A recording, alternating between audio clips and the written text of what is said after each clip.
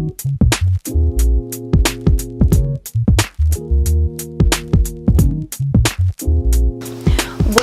back to Vlogmas. Cue music.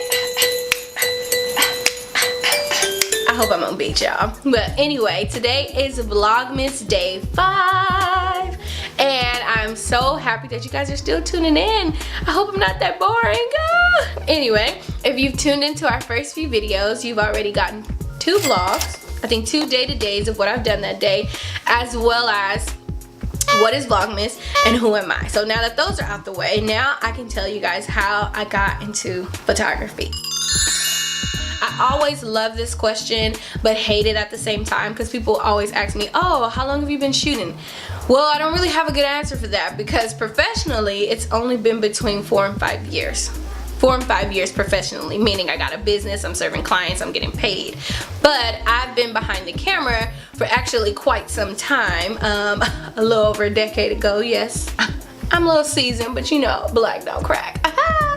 But I started in photography as a film photographer. In high school, I took 2 years of film photography, my last 2 years, and it was all manual, which means that I was doing all the work. I actually had a roll of film. I was putting the roll of film in the camera, spinning it, closing it, and you guys know back in the day, you only had like 36 shots.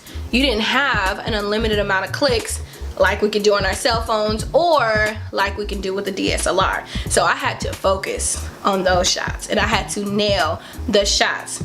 Film is unforgiving, which means you can't go back and say, oh my god, it was out of focus, or that's a bad shot, or oh my god, my lip looked funny. You cannot judge it. Once it's shot, it's shot. So I love film for that reason. It really taught me the precision, the composition. It really helped me train my eye, most importantly. But that's how I got into photography, was high school. So let's go prior to going to high school. My grandma is a photo connoisseur, and I hope that's a good word for it, but we have a ton of pictures in her house. I'm in hopes that I got some good b-roll for you guys, but she do pictures. She's done pictures, and I've been behind the camera more than I could even remember.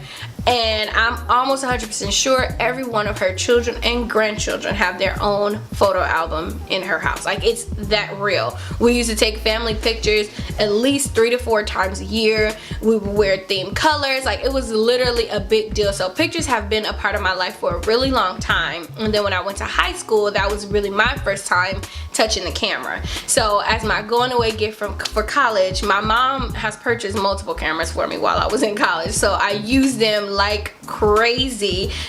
Some point and shoot. One of them was semi-professional, but majority point and shoot. So I have documented like crazy. Like my Facebook, I have over at least 6,000 pictures on Facebook. That's crazy, right? And it's crazy because, you know, Facebook has memories now, so we're like looking back and I'm like, dang, like I should have started this a long time ago, but who knew, you know?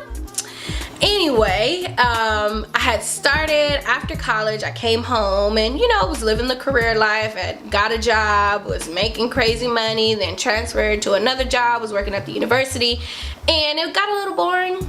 It got a little boring. And so I was like, you know what? I need to do something that's fulfilling, because I don't have time to dance like I used to do. Yes, I was a dancer.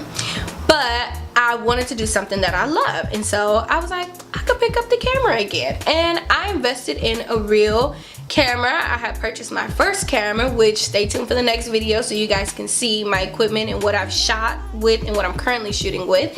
But I purchased my first real camera, and at that time I had no idea what I was doing. It had been years since high school since I had touched a camera, but I was ready and I was serious about it. And anybody who knows me will tell you she was trying to quit her job a long time ago. Or I had emailed my entire chapter, my sorority sisters, and told them like, oh, you guys, I'm gonna bring my camera for I think we celebrated 30 years for our chapter or something like that. And I was like, I'm gonna bring my camera and I'm gonna do this. I'm trying to really get into it so they can really attest to it. And shout out to them for believing in me. Every single one of my sorority sisters booked me for their stuff, and I love y'all for it. Y'all the bomb. But that's where it kind of started, and I went from making more money on the weekend than I did on the weekdays. And so that's what prompted me to quit my job. And I said, you know what? I don't have any kids. I'm not married yet. And I can just do this. Like, I can sit at home and eat noodles and struggle for a little bit.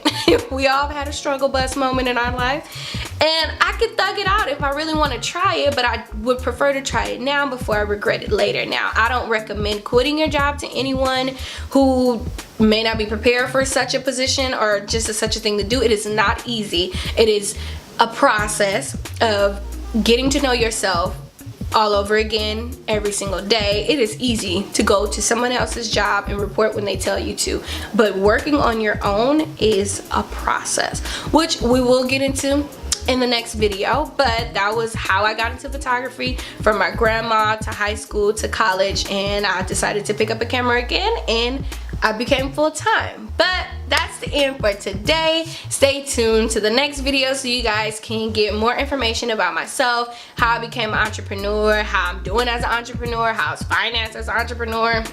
Is it popping or is it not? Don't forget to click subscribe to our channel here at 3315 for more vlogs and more videos, and hit the notification bell. And until then, we'll see you next time. Toodaloo.